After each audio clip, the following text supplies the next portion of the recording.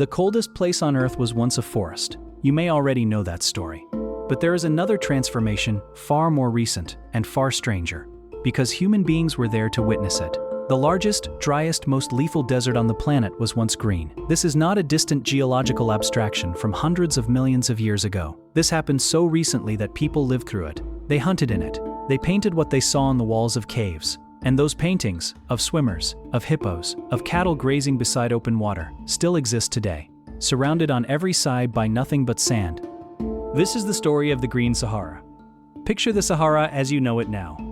Nearly 9 million square kilometers of dunes and bare rock, stretching across North Africa, almost as wide as the entire United States. Daytime temperatures can climb past 50 degrees Celsius. In some regions, years pass between rainfalls.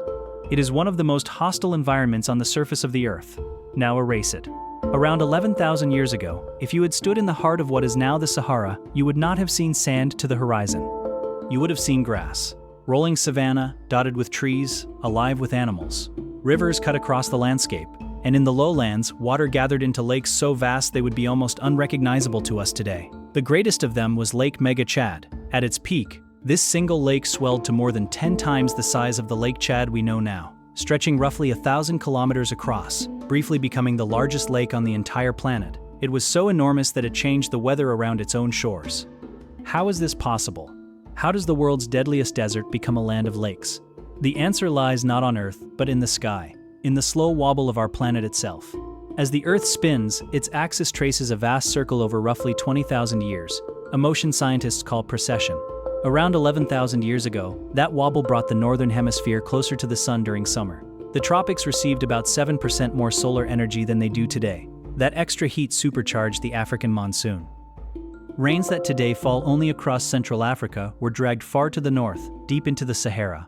Year after year, century after century, the rains came, and the desert bloomed. This was not a brief, freak wet spell. The Green Sahara lasted for thousands of years, from roughly 11,000 to 5,000 years ago. And into this lush, watered world came people. Imagine walking that landscape. The air is humid, tall grasses brush against you. In the distance, a herd of giraffes moves across the savanna. At the water's edge, hippos wallow in the shallows. Crocodiles drift in the rivers. Elephants, antelope, rhinos, ostriches, animals we now associate only with sub-Saharan Africa, lived here, in the place that is now pure desert. And among them lived human communities. They fished the lakes. They hunted the herds. Some of the oldest evidence of cattle herding in Africa comes from this Green Sahara. People built lives here, raised families here, buried their dead here. This was not a place they passed through. It was home. We know this because they left us a message. Across the Sahara, at sites like Tassili Niger in Algeria, the Caucasus Mountains in Libya, and the cliffs of the Anneti in Chad, there are tens of thousands of paintings and engravings carved and painted onto the rock. They are among the largest collections of prehistoric art anywhere on Earth. And in one remote cave on the border of Egypt, Libya, and Sudan, an explorer in 1933 found something that should have been impossible. On the wall, painted thousands of years ago, were small human figures with their arms and legs outstretched, as if swimming. Today the site is known as the Cave of Swimmers. It sits in one of the driest places on the planet, where no water has flowed for thousands of years. When that explorer suggested the paintings were real, that people had actually swum here, that the Sahara had once been green, the idea was so radical that his own editor added footnotes to distance himself from it. But the explorer was right. The swimmers were real, the lakes were real, the whole impossible green world was real, and the people who painted it were recording the world they saw with their own eyes. So if the Sahara was green, full of water and life and human settlement, what happened to it? This is where the story turns, because the same orbital wobble that created the Green Sahara would eventually destroy it. Slowly, over thousands of years, the Earth's axis shifted again. The summer sun weakened. The monsoon began to retreat south. The rains grew less reliable. The lakes began to shrink. And here, the scientists are still arguing, and the argument matters. Some evidence suggests the collapse was gradual, the desert creeping back over many centuries. But other records hint at something far more abrupt, a tipping point, where the land crossed an invisible line and flipped, within perhaps just a century or two, from green savanna to dead desert. If that faster scenario is true, then the people living there did not witness a slow change. They witnessed an ending. They watched the lakes they had fished for generations dry into cracked clay. They watched the grass die and the sand advance. They watched their world close around them, and so they left.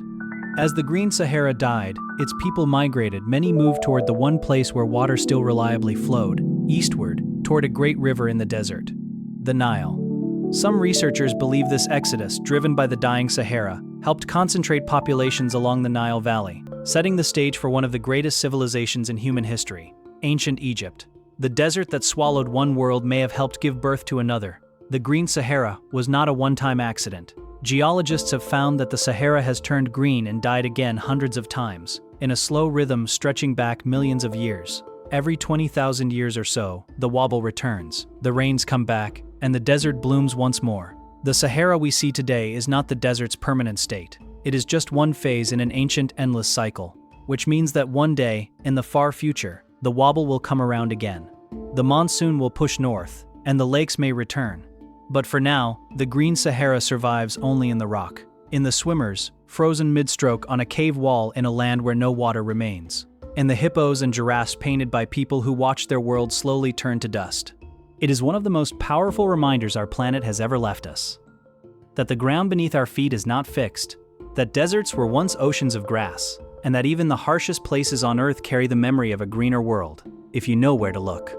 The next time you see an image of the Sahara, those endless, lifeless dunes, remember the swimmers.